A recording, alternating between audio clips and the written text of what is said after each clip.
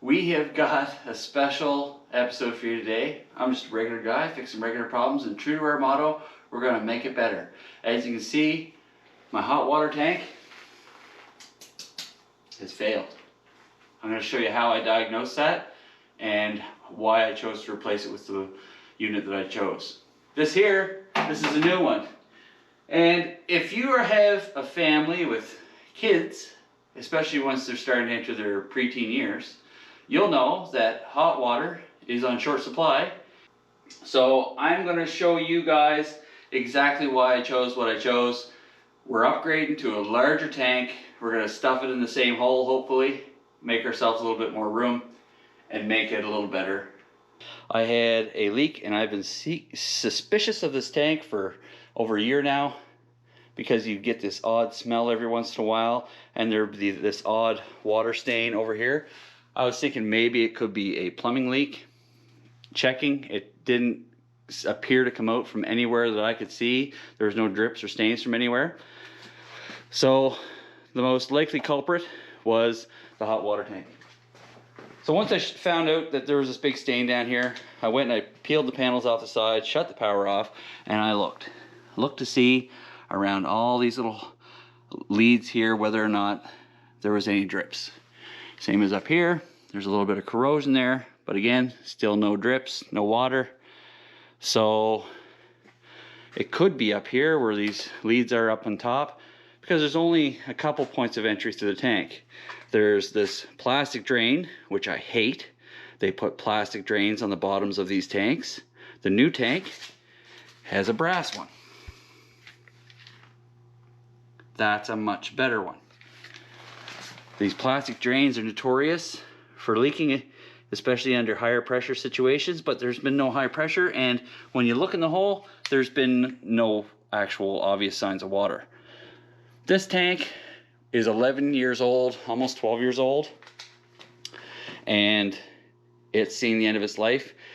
The water in our place is on a hardness scale of low entry level for hardness. We do have harder water than is normal. So I've decided to scratch this tank altogether, and we're going to upgrade.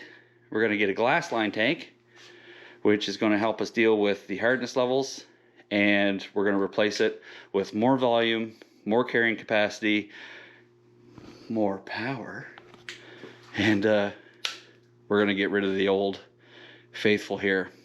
This is a discontinued model, so you can't get parts for it either anymore. So I can replace the elements, but I can't replace the tank with any usable parts other than what's available off the shelf.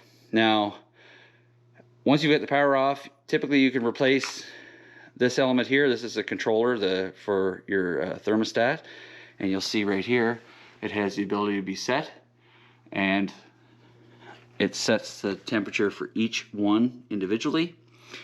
Now, often you have the elements go, and it's very common for them to go. You can go replace them for 60 or 70 bucks. So when I can't find the leak coming out of the main entry points in the tank's 11 years old and I got hard water, we're just going to replace it and we're going to upgrade it. Step 1, hot water to pole 30. Step 2, let's drain the hot water out of it. I have a well and I have a faucet that needs to bring out hot water. The well, in my system, I have 2 hot water tanks. This is wood fired. This one is electric. What happens is the water comes in from the pump, goes through a pressure tank that's here, and then gets plumbed in through the wood fired hot water tank. Now, if I don't have a fire on, this water just circulates through the tank, returns out, and then comes in the cold water side of the hot water tank. It gets driven down.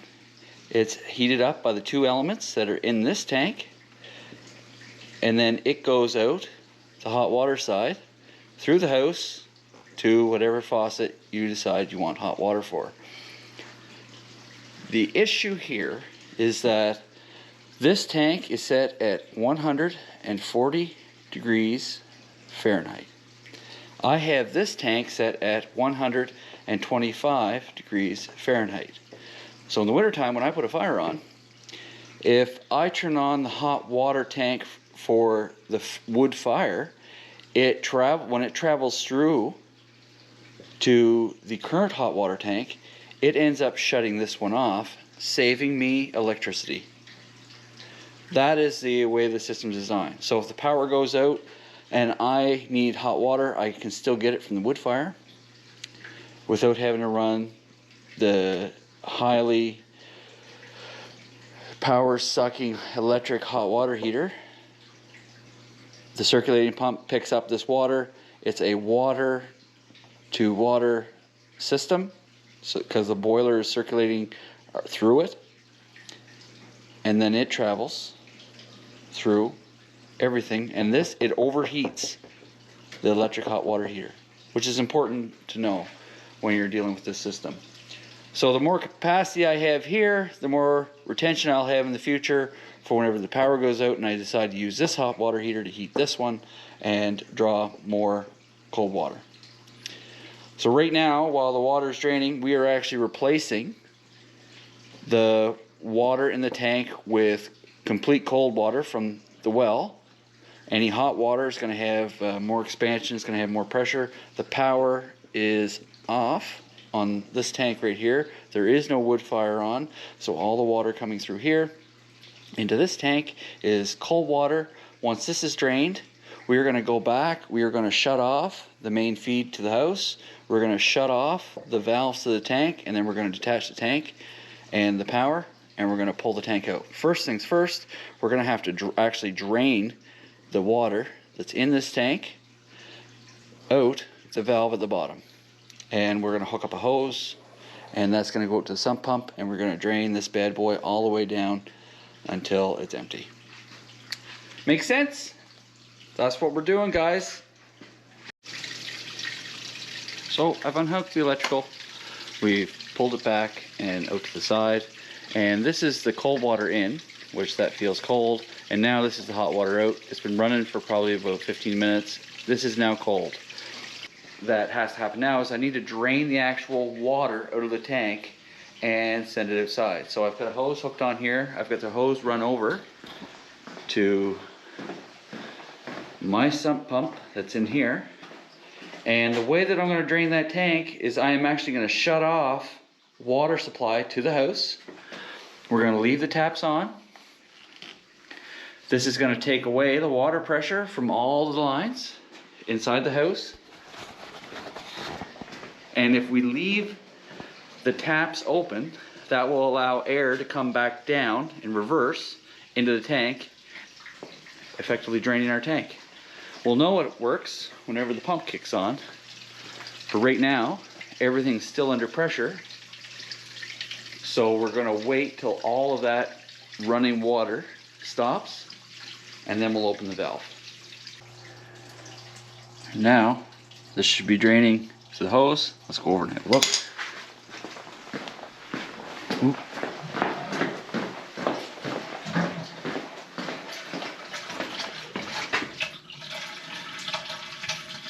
Yeah, that may take a while. So while the tank's draining, power's off.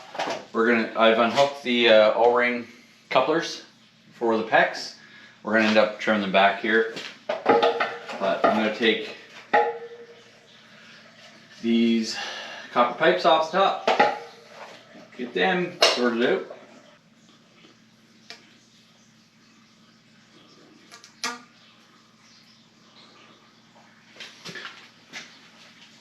She's empty.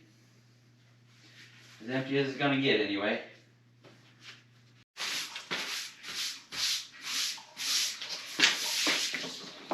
So the direction that you wrap your tape depends on which way you have to put your fitting on and from which side. So you want to wrap your tape on in the same direction that you're going to be tightening the fittings on, so it's going to be clockwise in this application.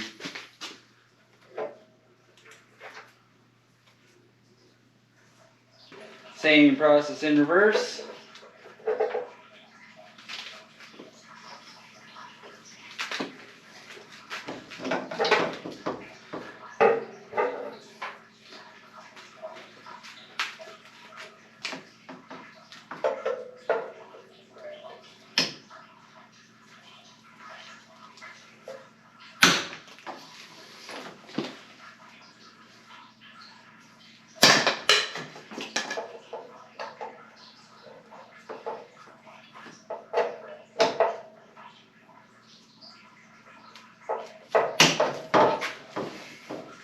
Here we go.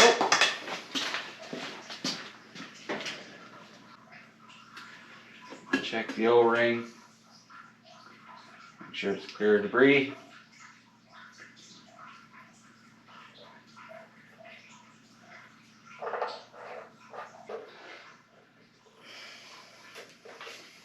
So, before you hook any power up or do anything silly like that, you want to make sure your valve is closed to the bottom, and you want to run water into it and make sure it's holding water without leaking. It's dangerous if you just put everything together and hope that it works. Taps are still on upstairs. Let's turn the water back on for the house and let her fill. No leaks, water's running, the tank's filling. I'm pretty confident.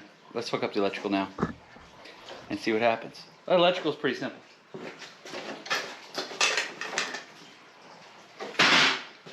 Because this is 240 volt, so there's all power, 2 power wires and 1 ground wire. The bare is the ground wire. These 2 are the power wires. The black wire goes to the black wire. The white wire goes to the red wire, and the bare ground is always ground. 240 volts. I'm gonna hook it up, put it together with some rets, tie down some screws, and then once this thing is full, we'll turn it on and hope we've got hot water again. Use something called Moretz to make this connection. And once the wire's bare, it's about a 3/8 to 1/4 of an inch bare, you put both pieces in, you spin the Moret clockwise, pressing down a little bit. And the way that you know that your Moret is fully seated is that the wires will start to twist together. There, see, they've twisted. We're completely hooked up. Just got to put the panel on, protect ourselves from the electric shock.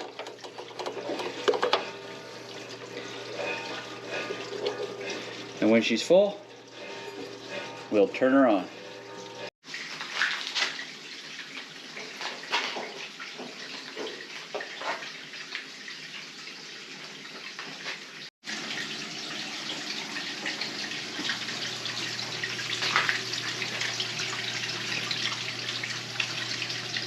Pretty clean install. Shut off the water. Turn on the power.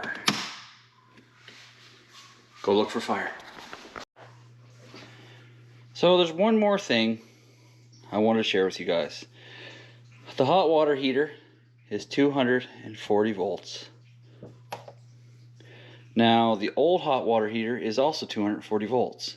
But the amperage it draws, because the old one was 3,500 watts and the new one is 4,500 watts, I had to go to the manufacturer's manual for the new hot water tank to make sure that my breaker in my power and my panel that you just saw me flip off, it has a 2-pole 15, which 2-pole is 2 times 15 is a 2-pole, it's 30 amp.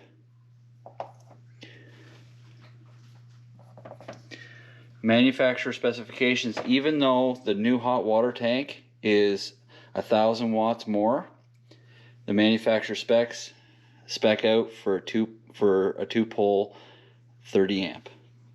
So we're good to go. The wire is a 10 gauge wire. We're all set. I checked that out before I came home, made sure that it was all set to go. because I knew that might be an issue in the future. Just a small thing that is background information before you do change your tank, because different manufacturers have different elements in their tanks and you want to make sure you get the right electrical setup to do it. So hopefully you liked the video today. Hopefully you're enjoying the content. Like, subscribe, leave a comment, point out my errors. I'm going to be honest with you. I have never actually installed a hot water tank myself before. I've helped someone else do it. I've never actually committed to doing it myself. So you can see right there how easy it is. We did it in an hour and a half. It wasn't a new install. I wasn't creating anything new. I was just swapping out one for the other, even though it was a bigger one. We made a really good improvement there. Just to show you how easy it is. Not to say that plumbers aren't necessary. It's just really hard to get a plumber right now. And it's really hard to find someone to come out to your home and help you out and that has the time to do it. So, regular guy doing regular things, fixing regular problems in your house. Fix it, build it, make it better when you do it. We'll see you in the next one. Maybe that's not the end. Look at the color of the water that came out of it. Just as brown as rust. You know what that tells me? There's no fiberglass lining inside this tank to protect it from the water softener or the hardness of the water. There was a water softener system on our system before we moved in here. So I'm thinking that's part of the failure. This is just a standard steel tank. But it would be me if I didn't pull it apart a little bit, see if I could find out what was wrong with it. There you have it, folks. We have our answer. It's an actual failure in the tank.